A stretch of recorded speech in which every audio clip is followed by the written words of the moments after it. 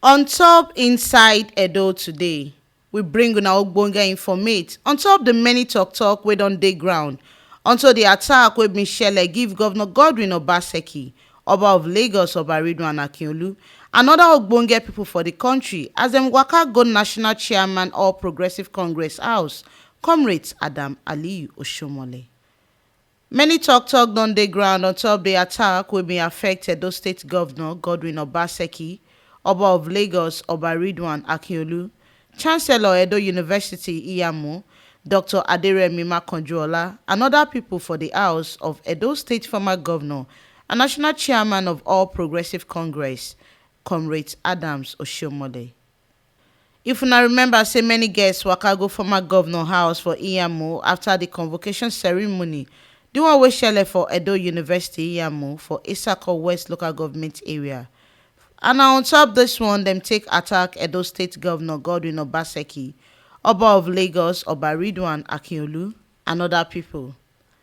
Politicians them for Edo State don't begin to talk on top this matter, sake of say the attack for governor and other people na better slap for Naija and Edo people kpakpa. One of the guests wey follow Governor Obaseki go Comrade Adams Oshiomhole house, Senator Domingo Obende, he tok say dis attack so no show the correct style wey Edo people get on top how dem take dey care for people. He tok say the other people wey dey for dis attack na Chairman Honeywell Group, Oba Otudeko, Mr. Kekere Edun, Otumba Alex Onabanjo, and Oba Ridwan Akinolu and im chiefs and other guests dem be dey another car. He con tok say another boss wey carry the Vice Chancellor of the university, Professor Emmanuel Aluyo, he self-destroy sake of say dem attack am.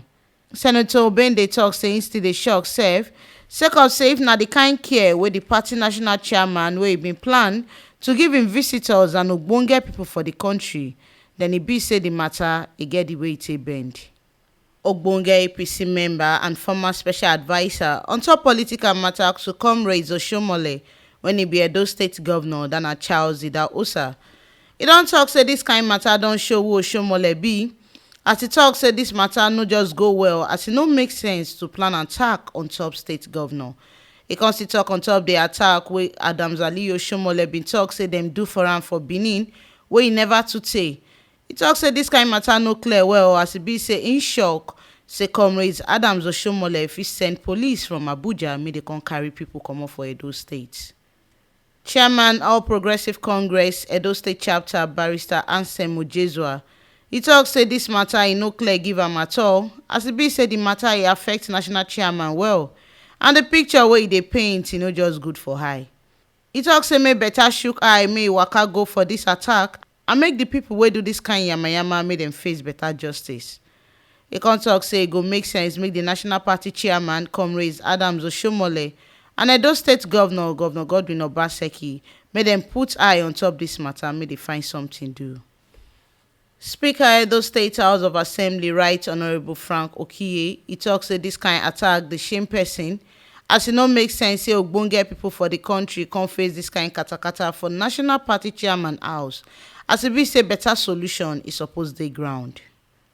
Edo State Governor Godwin Obaseki, he sef come yarn on top the matter say im shock well as dis kain thing happen to am for im own party chairman house sake of say im believe say if na PDP chairman house im waka go, dis kain katakata for no rub am. E con tok say dem as government dem no go stop to see say peace and better life e Tanda gidigba put for Edo State. We can't feel safe in the house of our national chairman. I'm not sure if I went to visit the chairman of PDP, they will attack me the way they did in the house of the national chairman of APC. It's really unfortunate that things have degenerated to this extent, but we'll continue to pursue peace. We cannot afford to lose the gains of the last 3 years, so we'll continue to pursue peace. Now here we see the ogbonge informate reach on top inside Edo today.